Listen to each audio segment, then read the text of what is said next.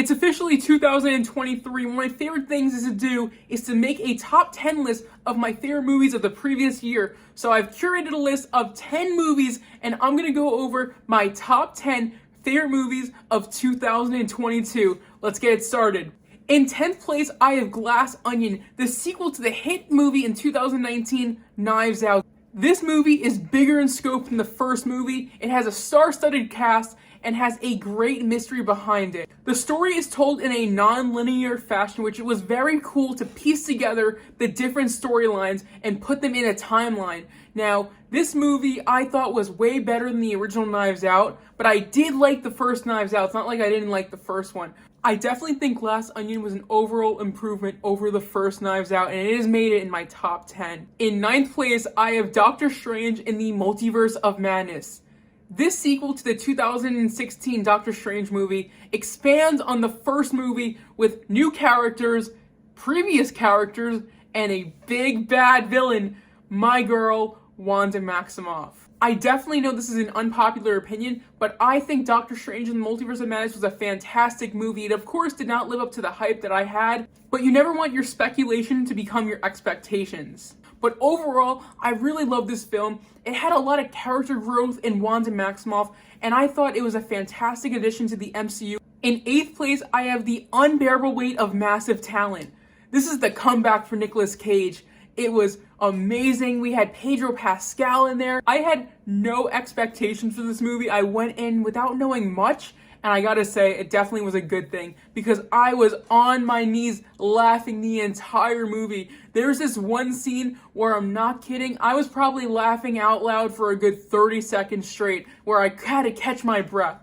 The movie is so funny. Pedro Pascal does a great job being the stalker figure to Nicolas Cage, and I overall think it was one of the best comedies that we saw in 2022. In 7th place, I have The Batman, which, wow, Robert Pattinson took my breath away. Not only did I think he was Twilight Boy, but he proves himself being a worthy Batman. I definitely think this take on Batman was one of the best Batman we've ever seen in all of DC. And I'm not even kidding. I might put him above my boy Ben Affleck. In 6th place, we have Babylon. This movie takes you back to the 1920s where Hollywood is just getting started. You're going to see black and white turn into talkies. You're going to be seeing actors going through a hard time. You're going to be seeing everyone partying it up. And overall, if you're a film fan, you're going to want to see this movie. This movie does clock in at over 3 hours, which is definitely a turn away from most audiences, but I thought every single second of this movie counted, and I would definitely go back and see this one again, because it was an amazing experience.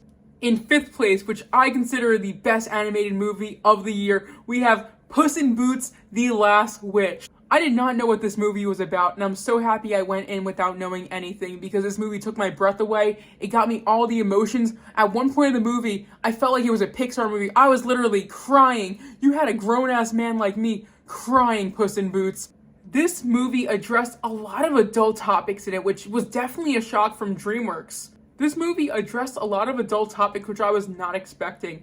It addressed things like the fear of death, growing up, and just overall, it was a heart-throbbing experience, which I would 100% say was one of the best experiences I've seen from an animated movie in years. And in 4th place, we have Black Panther: Wakanda Forever. Ryan Coogler did it.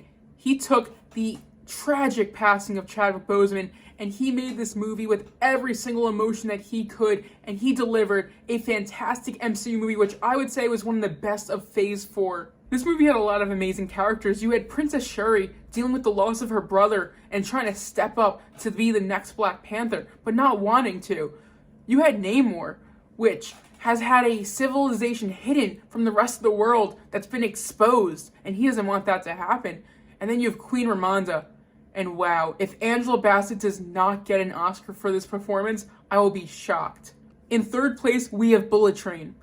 87 North did it again. They made an amazing action film, which I would say is the best one that they've did so far. It takes this star-studded cast of Brad Pitt, Aaron Taylor Johnson, Joey King, and so many others, and makes a really good story, a lot of good action, and overall, it was one of the best film experiences I saw in a theater all year. You were on the edge of your seat in some of these scenes, and when it got to the very end, I was so sad that it was over because I wanted to see more out of it. And in second place, we have Bros. This rom-com, which was underneath my radar because it had no advertising to it, was a pleasant surprise. Billy Eichner stars in this rom-com, which had me laughing out loud almost the entire time. It's kind of like a parody on Our World Today, but he does it in a way that it is still grounded. And I really wish more people got to experience this movie, but with that box office number, it doesn't look like too many did, but I would highly suggest you guys go and check out Bros for yourself. And before we get to first place, I do want to throw an honorable mention out there for the Pixar movie Lightyear. Now, I had a high expectation for Lightyear, as Toy Story is my favorite film franchise of all time. Unfortunately, the movie did not deliver on what I was hoping for. I think the first act was so good that when it got to the second and third act, it really did go downhill. But if they continued that movement that first act had, it would definitely be in my top 10. And in first place, my favorite movie of the year is Elvis. Austin Butler. Oh my God. From Disney Channel star to movie star to the king of rock.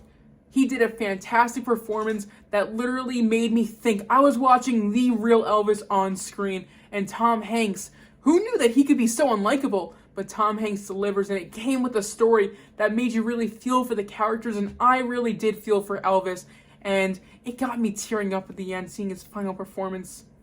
Elvis was a movie that I wasn't expecting much for, but I definitely think it's one of the best biopics we've ever seen. And that was my list of my top 10 favorite movies of 2022. What is your list? Let me know in the comments down below. Do you agree with my list? If you don't, that's okay because movies are subjective. It's okay to have different opinions. Believe me, I like some movies that a lot of you guys don't and the other way around. So please let me know what your top 10 list is in the comments down below. And I will be having a companion video going up later this week of my top 10 most anticipated movies of 2023.